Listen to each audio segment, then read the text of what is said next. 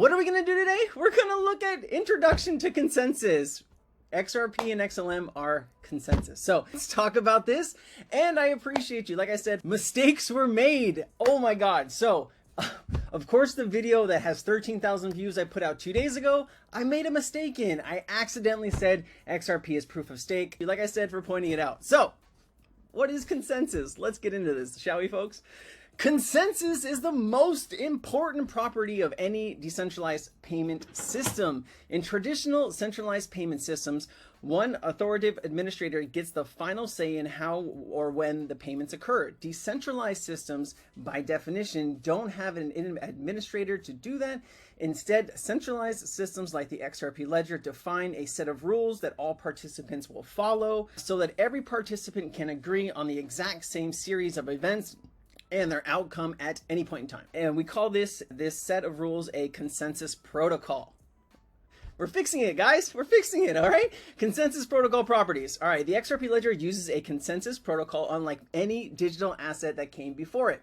The protocol, known as the XRP ledger consensus protocol, is designed to have the following important properties. Everyone who uses the XRP ledger can agree on the latest state and which transactions have occurred in which order. All valid transactions are processed without needing a central operator or having a single point of failure.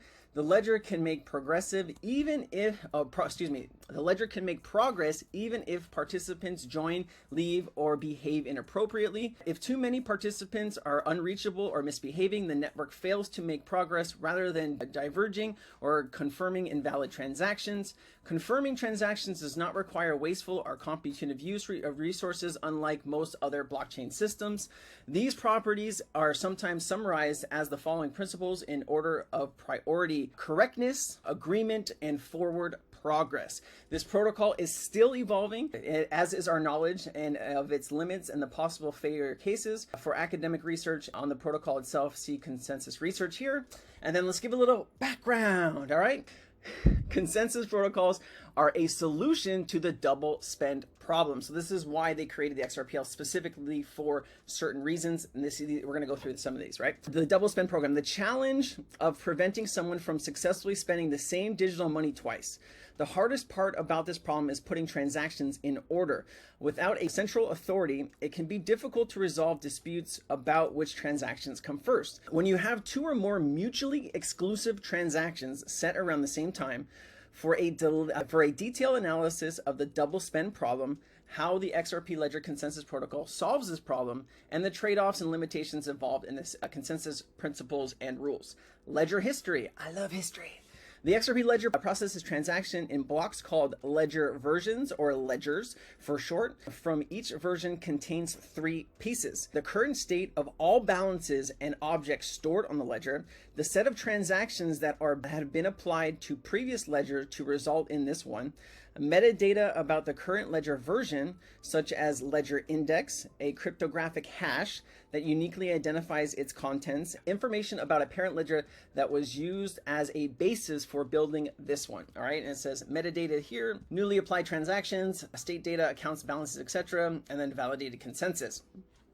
Each ledger version is numbered with a ledger index and builds on a previous ledger version whose index is one less, going all the way back to the starting point called the Genesis ledger. So that's the first ledger, right? The first block with the ledger index. Like Bitcoin and other blockchain technologies, this forms a public history of all transactions and their results. Unlike many blockchain technologies, each new block in the XRP ledger contains the entirety of the current state. You don't need to collect the entire history to know what's happening now. The main goal of the XRP ledger consensus protocol is to agree on a set of transactions to add to the ledger version, apply them in well-defined order, then confirm that everyone got the same result. When this happens successfully, a ledger version is considered validated and final.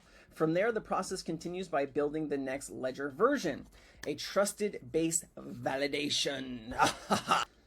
too much sugar today. Okay, the core principles behind the XRP ledger's consensus mechanism is that a little trust goes a long way.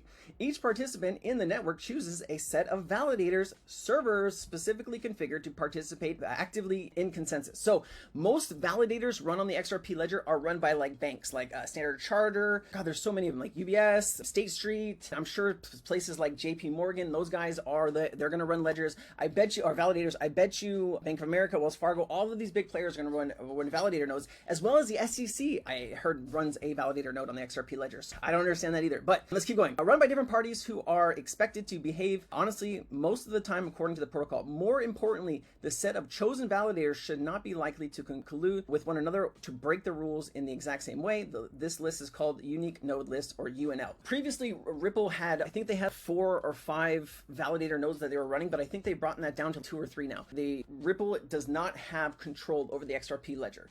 The community is running it. It is totally out there. Unlike Ethereum, where somebody like Vitalik Buterin or Joseph Lubin gave the approval to upgrade from proof of work to proof of stake, right? Somebody had to give that dev direction to upgrade the Ethereum network. That is centralized. Ripple does not have any control over what happens on the XRP ledger. That's the differences that I see, okay? All right, as the network progresses, each server listens to the trusted validators as long as a large enough percentage of them agree on a set of transactions should occur and that a given ledger in the result. The server declares a consensus. If they don't agree, validators modify their protocols to more closely match the other validators they trust, repeating the process in several rounds until they reach a consensus. So it says validators each propose a set of transactions to be included in the next version. Round 1, validators add transactions to their proposals.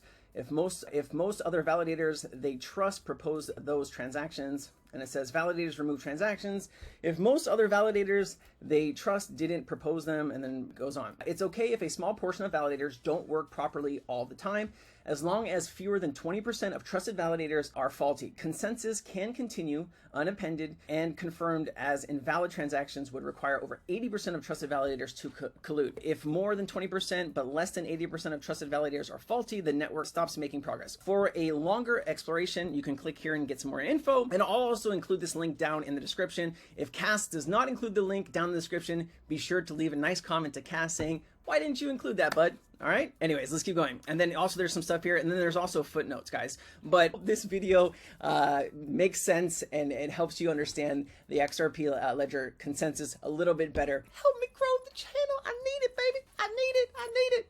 I'm just kidding. Bye.